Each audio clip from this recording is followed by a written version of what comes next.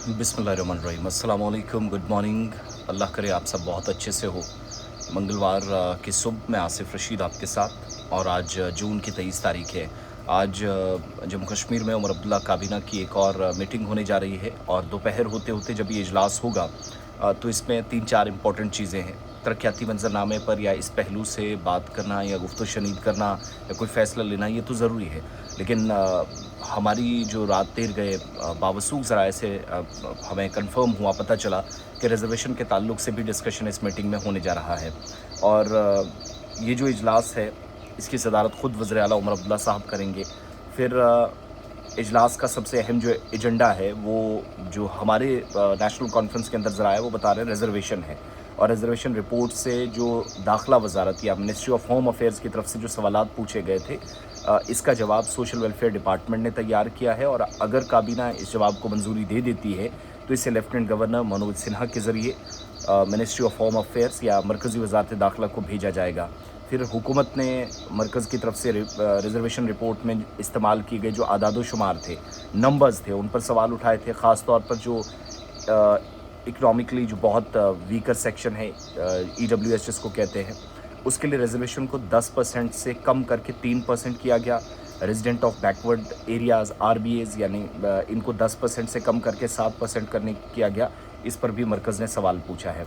फिर ये भी हमें मालूम हुआ कि चीफ़ मिनिस्टर उमर अब्दुल्ला साहब की हिदायत पर सोशल वेलफेयर डिपार्टमेंट ने वो जो सवाल सेंटर ने उठाए थे कि क्यों आपने EWS और जो आपका जो RBA है, उनकी कटौती क्यों है रिज़र्वेशन में, तो उस पर सवालात जो पूछे गए थे उसका जवाब मुकम्मल करने के लिए चीफ़ मिनिस्टर ने कहा था, तो आज मंजूरी के लिए हो सकता है कि उसको भी पेश किया जाए। इसके अलावा इस रिपोर्ट को अगर हतमी मंजूरी मिल जाती है तो ओपन मेरिट उम्मीदवारों के लिए जो गवर्नमेंट जॉब्स हैं, मुलाजमतें हैं, फिर एजुकेशनल इंस्टीट्यूशंस में उनके लिए रिज़र्व सीट्स का हिस्सा है, वो 30% से बढ़कर 40 से 50% तक हो सकता है, जिस पर नेशनल कॉन्फ्रेंस ने जो वादा किया है बराबरी करने का, मसावी हुकूक का, तो एक तो वो वादा पूरा हो सकता है। फिर अगरचे मुख्तलिफ महकमों ने तरक्याती मनसूबे और अफसरान की जो तरक्की समेत है, ऑफिसर्स की जो प्रमोशंस का मसला है, साथ साथ डिपार्टमेंटल काम है, इसको भी एजेंडे के लिए उमर साहब को भेजा है या काबीना को भेजा है। लेकिन हुकूमत पूरी तवज्जो इस वक्त रिजर्वेशन रिपोर्ट और इससे मुतल्लिक जो सवालात हैं उस पर मरकूज़ करेगी, क्योंकि डिले हो रहा है और दूसरी तरफ नाराज़गी है। कुछ दिन पहले तलबा ने इस सिलसिले में एहतजाज भी किया था।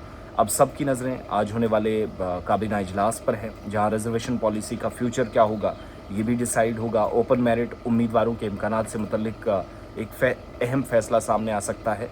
और मज़ीद अपडेट्स के लिए आप मेरे साथ रहेंगे, दिन में ज़रूर तफसीलात। लेकिन जहाँ ओपन मेरिट तलबा उम्मीदवारों का फ्यूचर की बात हो रही है, तो आउटसोर्सिंग वाला मसला भी काफ़ी हसास नेशनल कॉन्फ्रेंस के लिए बन रहा है।